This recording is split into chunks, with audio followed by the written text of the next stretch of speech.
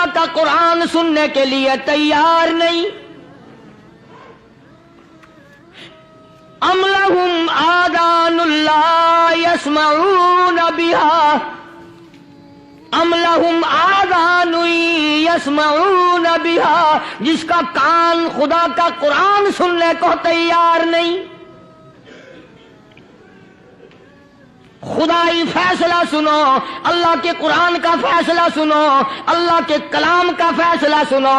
جس کا کان میرا کلام سننے کے لیے تیار نہیں، جس کو میرا قرآن سن کے مزہ نہیں آتا، جس کو میرا کلام سن کے حلاوت نہیں آتی، جس کو میرا کلام سن کے لذت نہیں آتی، جس کی روح تازی نہیں ہوتی، جس کو لطف نہیں آتا، جس کو کیف نہیں آتا، جس کو سرور نہیں آتا، جو میرا قرآن سننے کو تیار نہیں، جو میرا قرآن آنکھوں سے دیکھنے کو تیار نہیں، جو میرا قرآن سننے سمجھنے کے لیے تیار نہیں. آؤ پھر خدائی فیصلہ سنو. فرمایا اولئک کالانعام.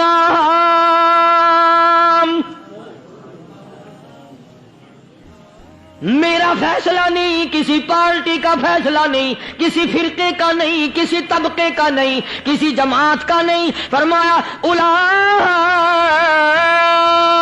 الانعام.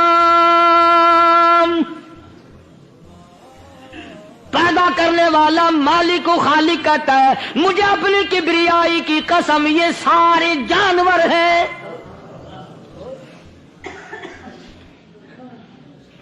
یہ سارے کے سارے جانور ہیں، یہ درندے ہیں جو ایک دوسرے کو چیر پاڑ کر کھاتے ہیں، یہ درندے ہیں جو ایک دوسرے کا خون پیتے ہیں. فرمایا بل ہم اضل، جانوروں سے بھی بدتر.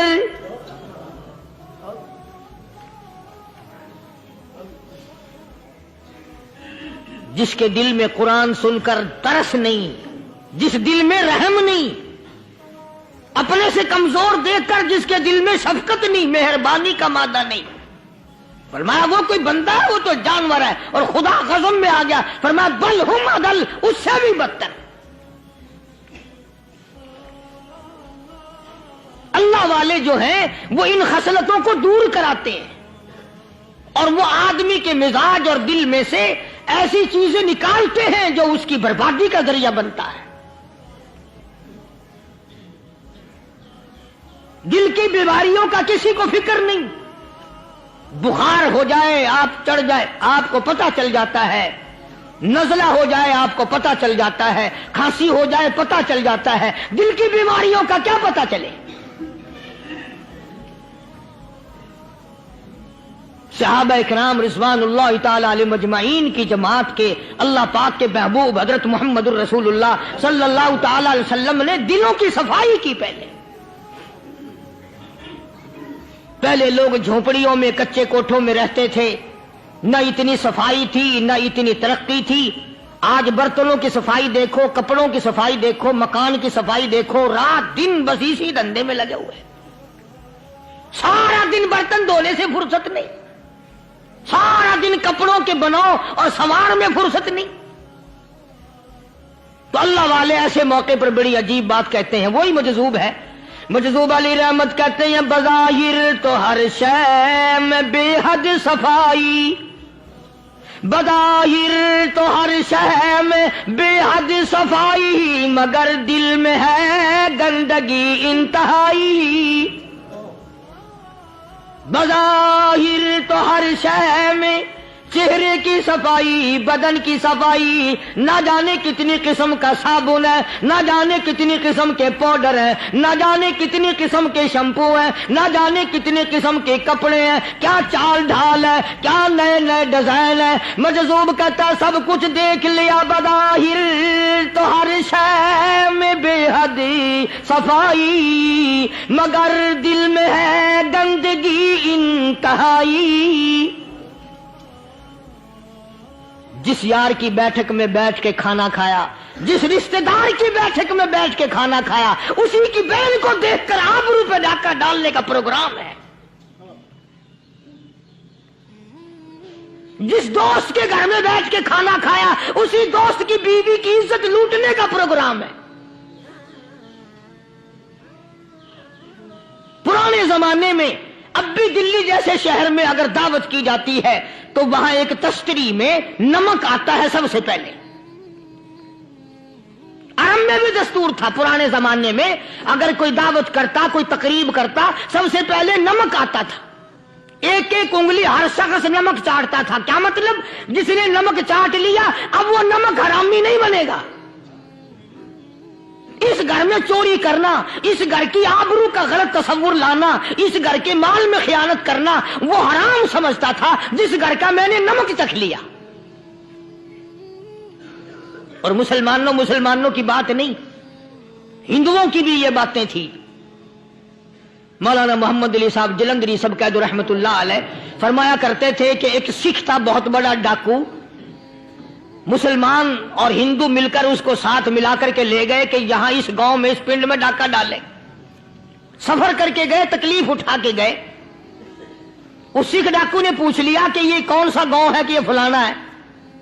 अच्छा, सारे के सारे ये तलाश करो, ये सोच विचार करो, अपने पिंड की, अपने इलाके की, किसी मुसलमान की, किसी हिंदू की, किसी सिख की, किसी चूड़े चमार की इस गांव में लड़की तो नहीं। हमारे यहां से कोई लड़की तो शादी होके यहां नहीं आई हुई। उन सारों में से कहने लगा कि हमारे भंगी की लड़की जमादार की यहां आई हुई है। कहने लगा वापस चलो, बेटी बेटी है, चाहे भंगी की हो या नवाब की हो। अरे कल बेटी का डोला दिया था, आज डाका डालेंगे, शर्म नहीं आएगी?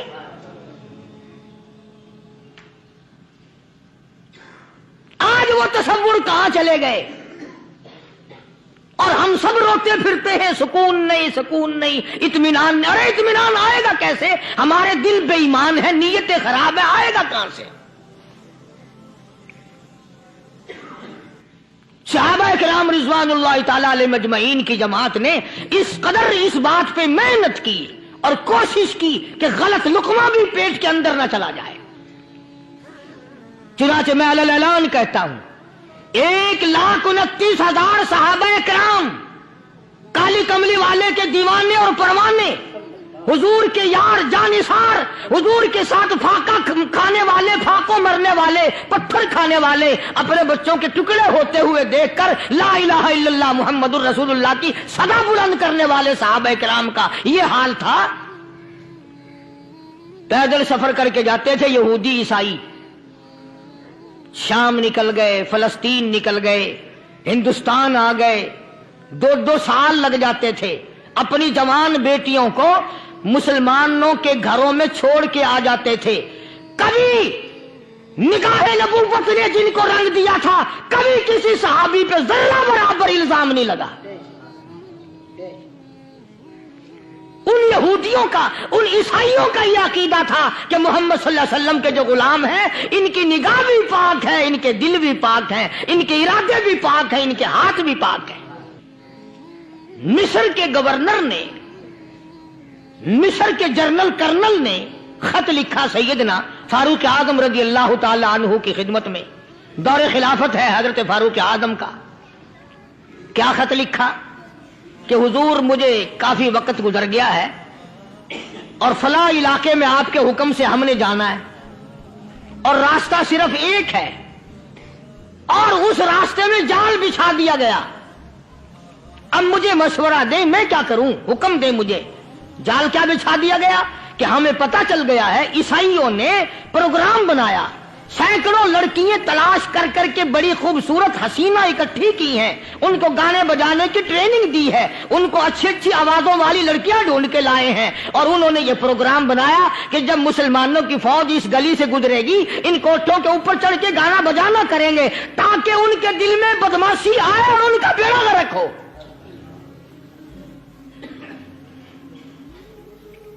कभी काफिर का यह अकीदा था कि मुसलमान का दिल बिगड़ा तो ये गया, इसकी नीयत में खराबी आई और ये तबाह हुआ।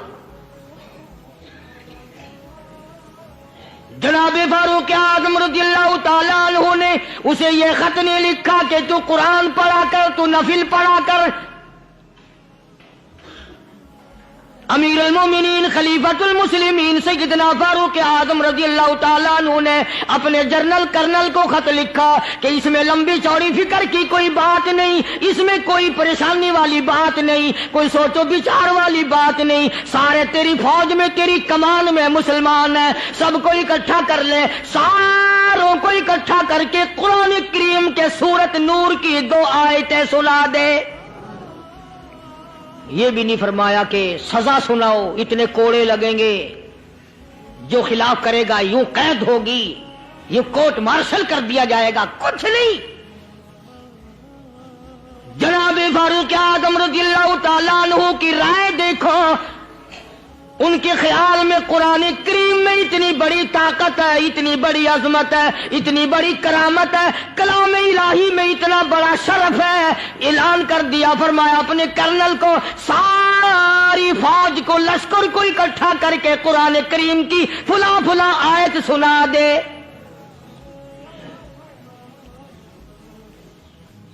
اور اس کے بعد بے دھڑک فوج کو، لشکر کو اسی راستے سے گزار کے لے جا، بے دھڑک لے جا۔ ہائے، کبھی قرآن کی 2 آیتوں سے کام بن جاتا تھا، اب سارے قرآن سے میرا تیرا کام نہیں بنتا۔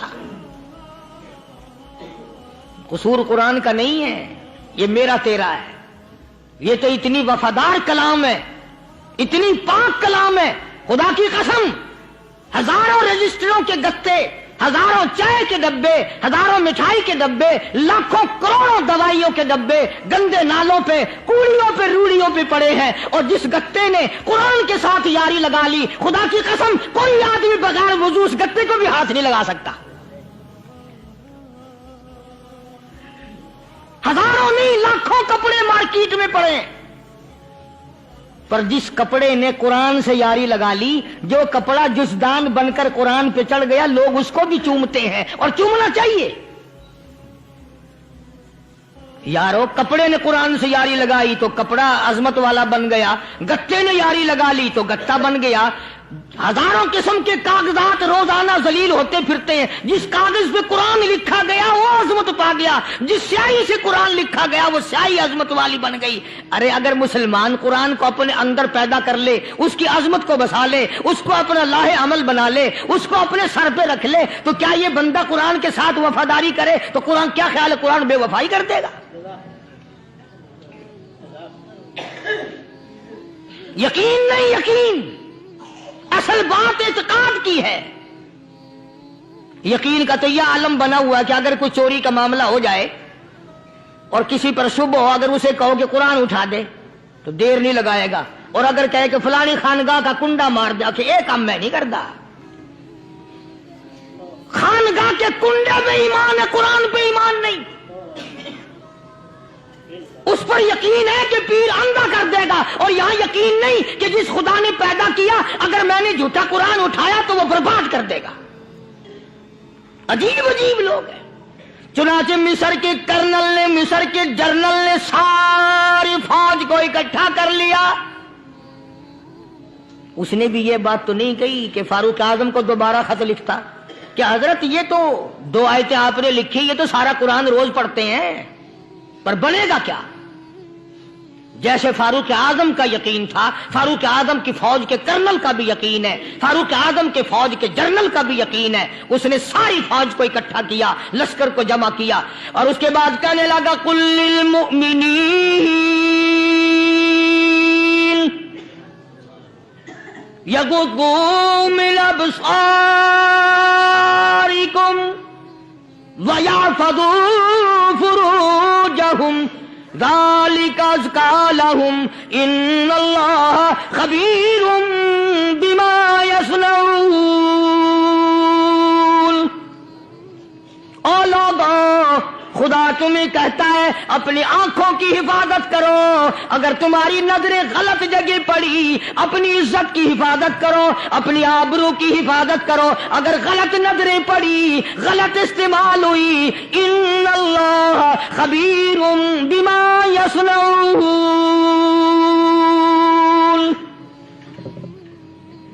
اللہ پاک تمہاری ساتھ ساتھ ہے۔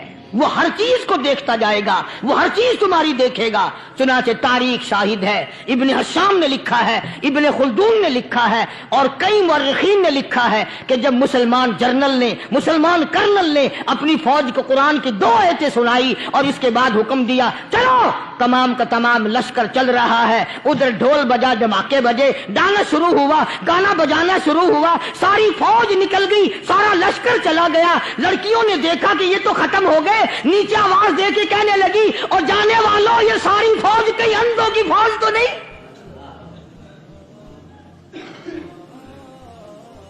یہ حسن کا نظارہ اور یہ ڈانس اور یہ آواز، ہم ناچ ناچ کے تھک گئی، کوئی سر نہیں اٹھاتا۔ اور آج دیکھ لیں آپ، ہر گھر کے اوپر وہ لگا ہوا ہے ایریل، لعنت کا ایریل لگا ہوا ہے، لعنت کا ایریل۔ حاجیو تم کیا کہتے ہو کہ ہمارے گھر کا اس میں کیا بگڑے گا؟ خدا کی قسم وہ بگڑتا ہے، وہ دیمک لگتی ہے، وہ تباہی پھرتی ہے، تمہیں پتہ بھی نہیں چلتا۔ تم نے کیا سوچ رکھا ہے؟ مسلمان کرنل کے حکم پہ ساری فوج نکل گئی، ناچنے والی گانے والی لڑکیاں عیسائیوں کی حیران ہیں، کیا ہوا؟ لاکھوں کی تعداد میں فوج گزر گئی، کوئی نگاہ اٹھا کے نہیں دیکھتا۔ ایک مسلمان سپاہی گزرتا گزرتا نیچی نظریں کیے کہنے لگا سر کیسے اٹھائے، نگاہ کیسے کوئی اٹھائے گا؟ یہ سارے کے سارے اللہ کا قرآن سن کر آئے ہیں، کیسے کوئی نگاہ اٹھائے گا، کیسے کوئی سر کو اٹھائے گا؟ یہ سارے کے سارے اللہ کا قرآن سن کر آئے ہیں۔ ان کا عمل ہوا نا قرآن پہ، ان کے عمل کا کتنا بڑا اثر پڑا۔ مورخین نے لکھا، ابن حشام لکھتا ہے عیسائی لڑکیوں نے چھلانگے لگا دی، کوٹھی سے نیچے آ گئی، کہنے لگی او مسلمانوں وہ قرآن ہمیں بھی سنا کے جاؤ جس میں اتنی اسپرٹ ہے، اتنی طاقت ہے، جو حسن کے نظارے سے روک دے، جو گانے بجانے سے روک دے۔ یہ تو آدمی کے دل کا سکون ہے، نہ گانا سنتے ہو نہ حسن کا نظارہ کرتے ہو، جاتے والے یوں نہ جاؤ، ہمیں بھی وہ قرآن سنا کے جاؤ۔ اس قرآن میں کتنی بڑی طاقت ہے، وہ کتنی عظمت ہوگی، اس میں اس کلام میں کتنی برکت ہوگی، جس کلام میں یہ تاثیر ہے کہ وہ ایسی ایسی چیزوں سے روک دیتا ہے۔ چنانچہ ایک مسلمان سپاہی چلتا بھی جاتا ہے اور کہنے لگا وَقُلْ لِلْمُؤْمِنِينَ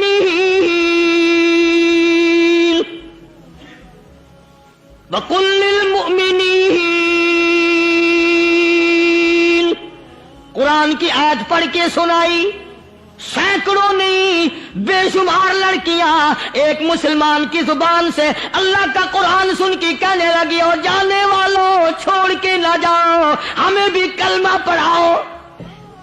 جتنی بھی وہ ناچنے گانے والی تھی تمام کی تمام کلمہ پڑھ کر مسلمان بن گئی۔ اور مورخین نے لکھا ہے آخری دم تک قرآن کی شیدائی اور دیوانی بن کے گزری ہیں۔ پھر وہ لڑکیاں جو رات دن حسن و جمال کا پیکر بنی رہتی تھی، علماء نے لکھا ہے جب موت آئی ایک ایک کے بدن میں کپڑے لباس میں موت آئی تو 50-50 ٹاٹی لگی ہوئی تھی۔